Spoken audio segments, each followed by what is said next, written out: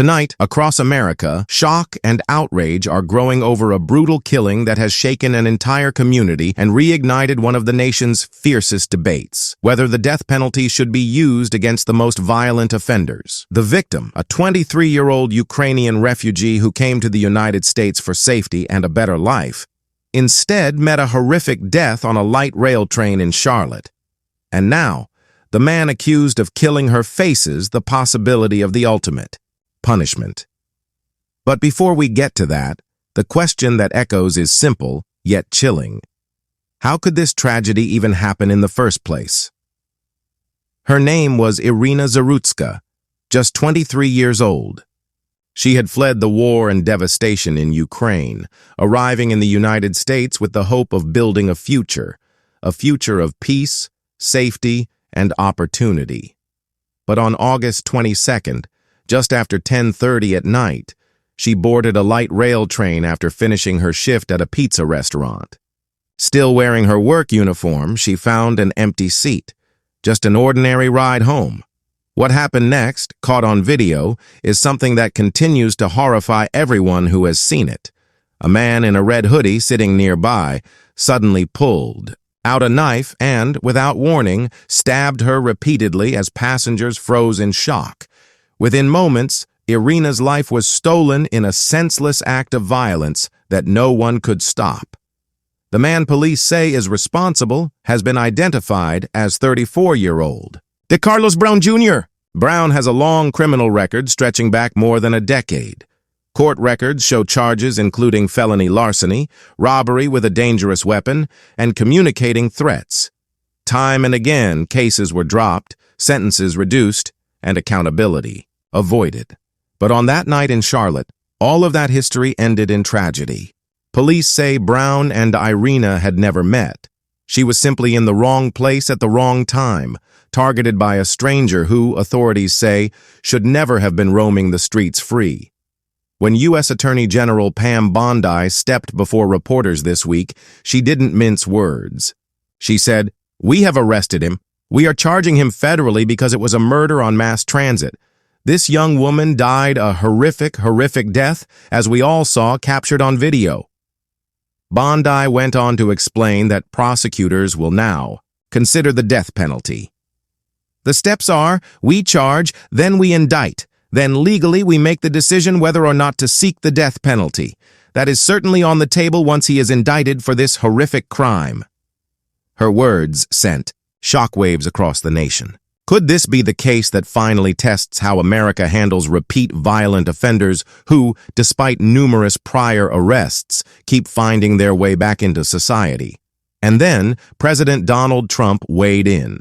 Speaking to supporters, he declared that the United States must take swift, decisive, and even vicious action against violent criminals. "We have to be vicious just like they are," he said. Trump pointed directly to Iryna's killing as an example of the failures of what he called catch-and-release policies embraced by Democratic leaders in major cities.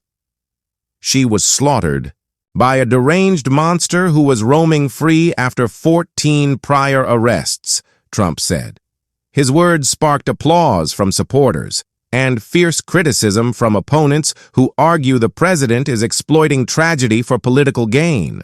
But love him or hate him, Trump has once again thrown fuel onto the fire of one of America's deepest divisions: law and order versus reform and rehabilitation.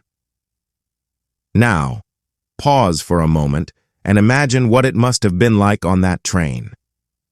Witnesses watched in horror, frozen, unable to stop the stabbing that unfolded in front of them. It wasn't just a crime. It was a public execution of innocence.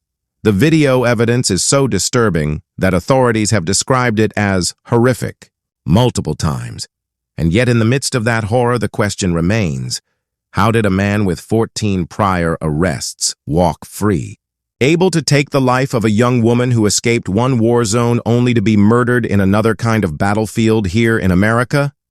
For many Americans, this case is a turning point. Pam Bondi's strong words, Trump's fiery response, and the gruesome nature of the killing have all combined to reignite debate about the death penalty. Should someone like Brown, if convicted, face the ultimate punishment, or should America continue to wrestle with whether the death penalty is effective, humane, or just? Advocates say justice demands it. Critics say the system is broken, prone to mistakes, and fails to address the deeper roots of violence.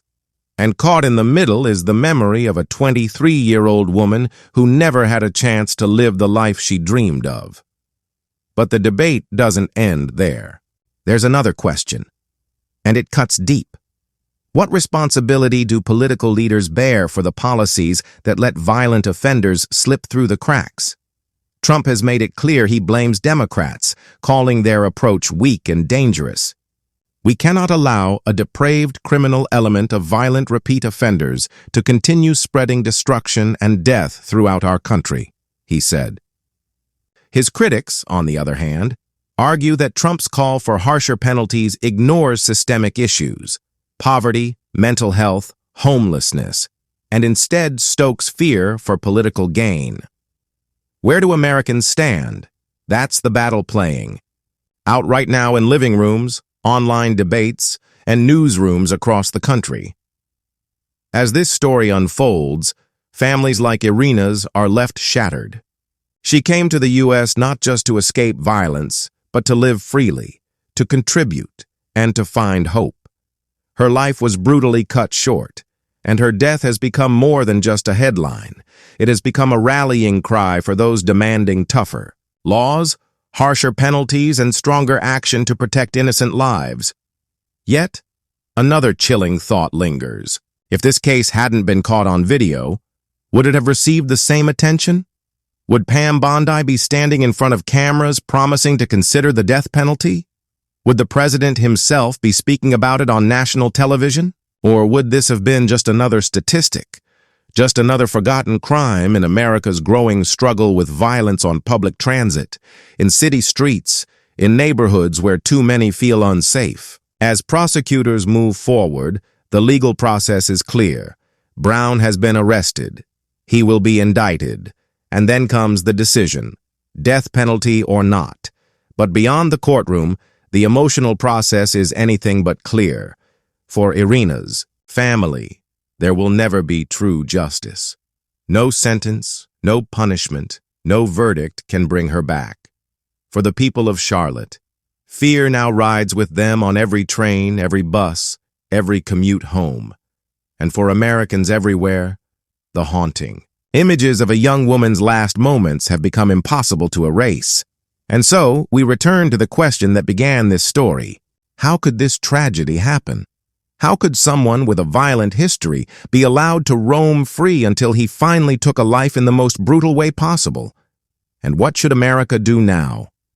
For some, the answer is clear. Impose the ultimate punishment and send a message that violent crime will never be tolerated. For others, the answer lies in reform, prevention, and a system that stops crime before it happens. But as we debate, as we argue, as we fight over policies and politics, one truth remains undeniable. Iryna Zarutska's life was stolen, and nothing will ever change that. This case is more than news. It's a test of America's justice system, a test of its political will, and a test of its conscience. Will the United States choose vengeance or reform? Will leaders choose action or excuses? And will citizens accept another senseless tragedy or demand something different? The answers are coming. The stakes are high, and the world is watching.